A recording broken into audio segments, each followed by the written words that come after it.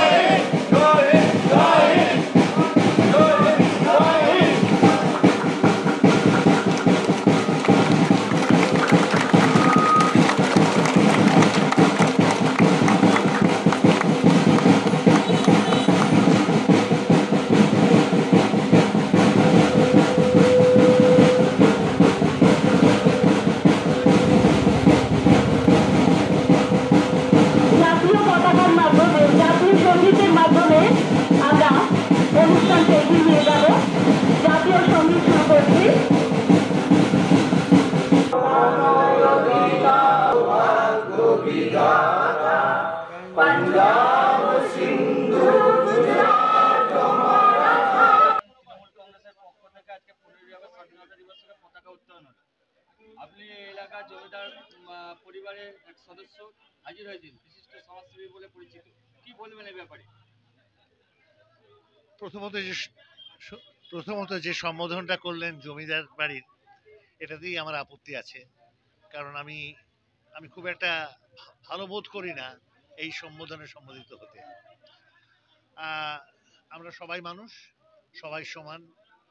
এই চিন্তা যদি আমাদের নিজেদের মধ্যে আমরা ঢুকিয়ে নিতে পারি, তাহলেই আমাদের খুব সার্থক হবে বলে মনে হচ্ছে স্বাধীনতা দিবসটা।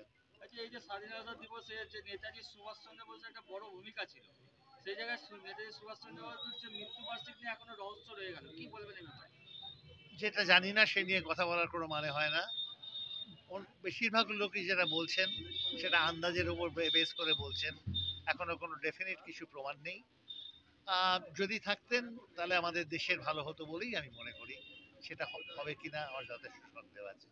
খন্নান অঞ্চল তৃণমূল কংগ্রেসের পক্ষ থেকে আজ 15ই আগস্ট স্বাধীনতা দিবস ৭৯তম, তো জাতীয় পতাকা উত্তোলন হলো, তো কি বলবেন এ ব্যাপারে?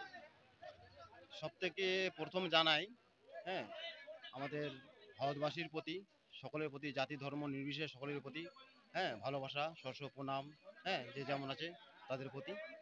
আর একটা দুঃখের বিষয় এটা হলো যে আমাদের যে আজ এই প্রোগ্রামটা, এই স্বাধীনতা পতাকা যে আমরা তুলবো আজকে, এই প্রোগ্রামটা যিনি করেছিলেন আমাদের নেতা শান্তনু সরকার, হ্যাঁ, তিনি আজ খুবই অসুস্থ আছেন।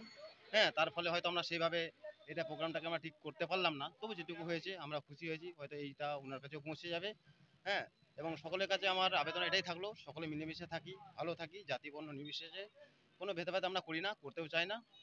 যেন ভালোভাবে এটা পালন হচ্ছে, ভালোভাবে যেন আমরা এভাবে চলতে পারি। আমরা দেখা গেল আপনাদের এখানে অতিথি হিসেবে জমিদার বাড়ির সদস্য ধ্রুব কুণ্ডু এসেছিল, কি বার্তা পেলেন, কি বলবেন? ওনার কাছ থেকে যেটুকু বার্তা সংক্ষিপ্ত আমরা পেয়েছি, সেটুকু খুব সুন্দর বার্তা পেয়েছি। উনি জাতি বর্ণ এই সম্বন্ধেই বলেছেন, হ্যাঁ, মিলেমিশে থাকতে বলেছেন, একসঙ্গে থাকতে বলেছেন।